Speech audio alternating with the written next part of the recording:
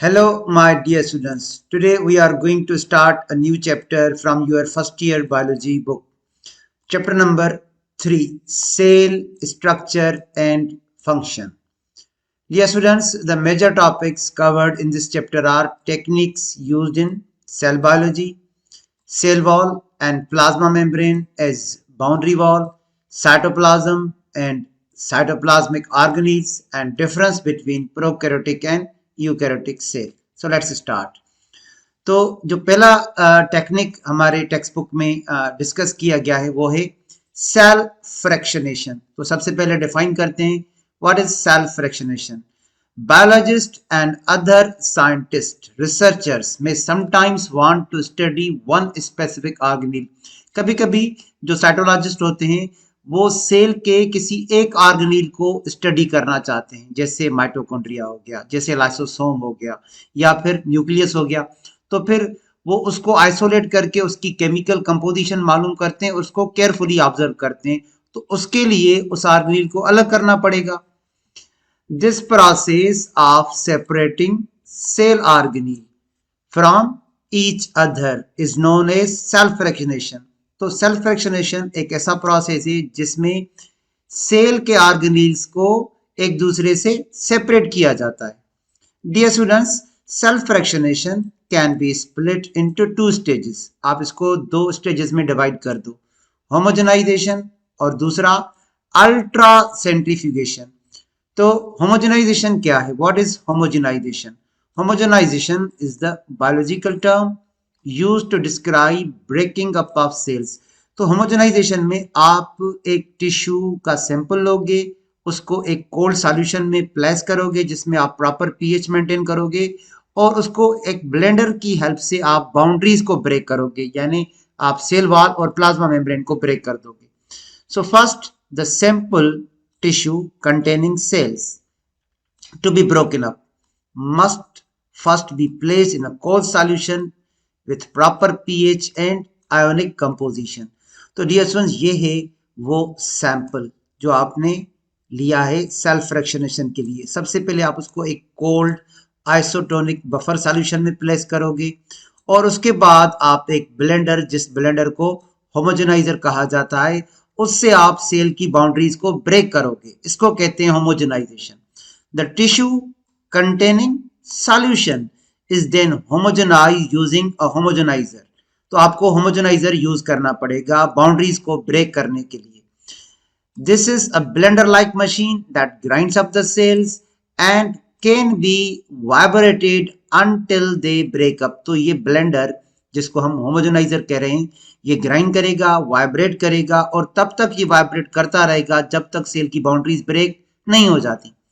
This breaks the plasma membrane of the cells and releases organelles in a solution called homogenate. तो organelles break हो जाएंगे, plasma membrane break हो जाएगा और organelles को release कर दिया जाएगा एक सॉल्यूशन में, जिसको हम होमोजेनेट कहते हैं। और अगर हमें प्लांट सेल का सेल वॉल तोड़ना है, for plant cells, an enzyme pectinase is used to break the middle lamella for separating cells. तो पहला स्टेप होमोजेनाइजेशन, इसमें सेल बाउंड्रीज को ब्रेक किया जाता है, यानी सेल वॉल और प्लाज्मा मेम्ब्रेन को रिलीज को ब्रेक कर दिया जाता है, ताकि जो ऑर्गेनील है वो एक सॉल्यूशन में रिलीज हो जाए, और उस सॉल्यूशन को कहते हैं होमोजेनेट। उसके बाद हम आते हैं दूसरे स्टेप पे। तो डियर स्टूडेंट, जो दूसरा स्टेप है वो है अल्ट्रा सेंट्रीफ्यूगेशन। इसमें एक फास्ट रोटेटिंग, एक फास्ट स्पिनिंग मशीन यूज किया जाता है, जिसको सेंट्रीफ्यूज मशीन कहा जाता है। So a centrifuge is a machine that separates material by spinning. ये स्पिन करता जाएगा और मटेरियल सेपरेट होता जाएगा। द होमोजेनेट, जो कि एक सॉल्यूशन है, is first spun at low speed. तो पहले हम इस सेंट्रीफ्यूज मशीन की लो स्पीड रखेंगे। दिस कॉजेस द लार्जेस्ट, यानी जिसका मास बड़ा होगा, जो हेवी ऑर्गेनील होगा, वो सबसे पहले टेस्ट ट्यूब के बॉटम में गिरेगा। Heaviest organelle such as nuclei settle to the bottom. अब यहाँ पे जो मैं मार्क कर रहा हूँ डियर स्टूडेंट्स, यहाँ पे गौर करिएगा। Pellet rich in nuclei, pellet solid material को कहते हैं जो कि बॉटम में गिरता है। इस प्रोसेस को सेडिमेंटेशन कहते हैं। तो न्यूक्लियस सबसे हेवी होता है, उसका मास सबसे बड़ा होता है, तो वो सबसे पहले गिरेगा। इस प्रोसेस को सेडिमेंटेशन कहते हैं। where they form a thick sediment known as pellet. Pellet एक राउंडेड मास है जो कि बॉटम में गिरेगा, टेस्ट ट्यूब के बॉटम में गिरेगा। इसके बॉटम में गिरने को सेडिमेंटेशन कहते हैं। The rest of the organelle stays suspended in a solution above the pellet. तो ऊपर कुछ सॉल्यूशन सस्पेंडेड रहेगा, इसको कहते हैं सुपरनेटेंट, जहां पे मैं मार्क कर रहा हूं। This solution is known as supernatant. तो आपने जब सेंट्रीफ्यूज मशीन इस्तेमाल किया तो टेस्ट ट्यूब के अंदर दो पोर्शंस हो गए, एक पैलेट का पोर्शन, एक सुपरनेटेंट का पोर्शन। पैलेट राउंडेड मास है जो बॉटम में गिरेगा, और जो ऊपर वाला वाटरी सस्पेंशन है उसको आप क्या कहोगे? उसको आप सुपरनेटेंट कहोगे। Okay, dear students, next slide. The supernatant is then drained off and placed into another tube which is spun at higher speed. अब आप क्या करोगे? यहाँ पे तो आपको न्यूक्लियस मिल गया है, आपने न्यूक्लियस को सेपरेट कर दिया है। अब यहाँ से आप सुपरनेटेंट को ड्रेन ऑफ करोगे और आप उसको ले जाओगे दूसरे टेस्ट ट्यूब में, और यहाँ पे आप दोबारा मशीन को स्पन करोगे। Once again, this causes the heavier organelle such as mitochondria to settle at the bottom of the tube, forming a new pellet and leaving a new supernatant. तो अब आपको दूसरे टेस्ट ट्यूब के bottom में mitochondria मिल गया, यहाँ पे mitochondria की सेडिमेंटेशन हो गई, ये दूसरा पेलेट आपको मिल गया, और यहाँ पे भी जो ऊपर वाला पोर्शन होगा उसको आप क्या कहोगे? सुपरनेटेंट।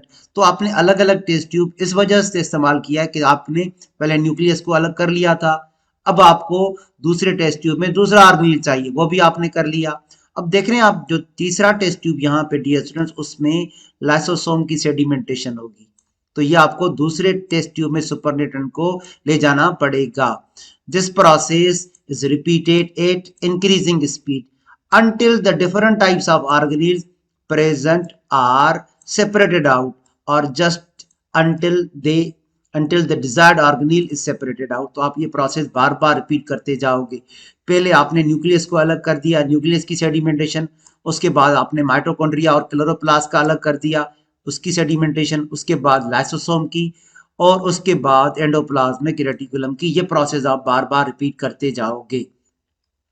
तो डियर स्टूडेंट्स, ऑर्डर क्या होगा ऑर्गेनील्स के बॉटम में गिरने का? ऑर्डर याद रखिएगा, जो ऑर्गेनील हेवीएस्ट होगा वो पहले गिरेगा, और जो उससे लाइटर होगा वो बाद में गिरेगा, उसकी बाद में सेडिमेंटेशन होगी, वो बाद में सेपरेट होगा।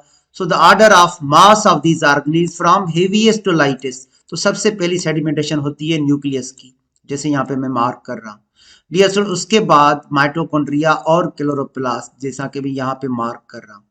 उसके बाद लाइसोसोम, यहाँ पे मैं मार्क कर रहा हूँ, यहाँ पे लाइसोसोम अलग कर दिए गए।